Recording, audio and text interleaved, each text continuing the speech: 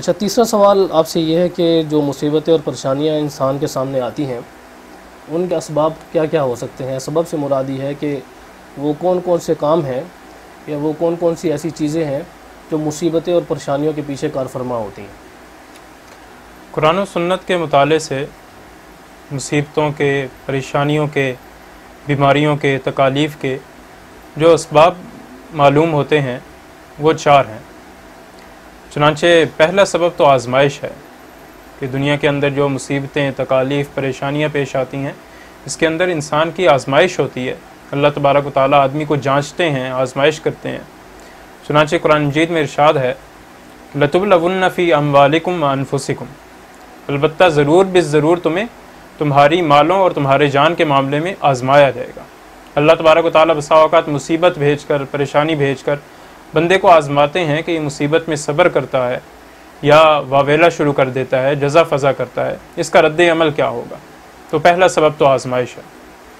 اور دوسرا سبب جو ہے وہ خاص طور پر جو نیک لوگوں کے ساتھ پریشانی کا معاملہ ہوتا ہے یا انبیاء کرام کے ساتھ، اولیاء اللہ کے ساتھ جو پریشانیوں کا معاملہ ہوتا ہے، اس کا ایک بڑا سبب یہ ہوتا ہے کہ اللہ تبارک و تعالیٰ کو ان کے درجات کو بلند کرنا مقصود ہوتا ہے، اور اللہ تبارک و تعالیٰ ان مصیبتوں کے ذریعے، ان پریشانیوں کے ذریعے ان کے درجات کو بلند کرتے ہیں، ان کے طفیل ان کے درجات کو بلند کر دیتے ہیں۔ تو یہ مصیبتوں کا اور پریشانیوں کا ایک دوسرا سبب ہے۔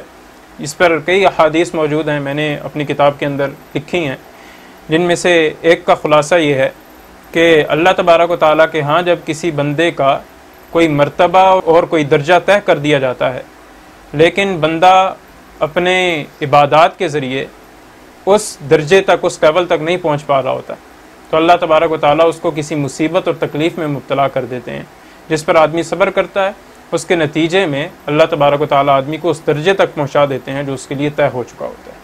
تو یہ مصیبتوں کا دوسرا سبب ہے کہ درجات کی بلندی اس سے مقصود ہوتی ہے۔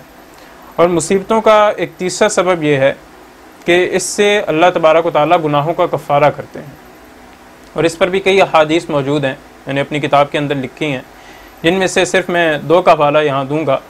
صحیح مسلم کی روایت ہے کہ نبی صلی اللہ علیہ وسلم نے فرمایا مومن کو جو بھی مصیبت پہنچتی ہے، یہاں تک کہ اگر ایک کانٹا بھی اس کو چبھتا ہے، تو اللہ تبارک و تعالیٰ اس کے بدلے میں اس کے گناہوں کا کفارہ کر دیتے ہیں۔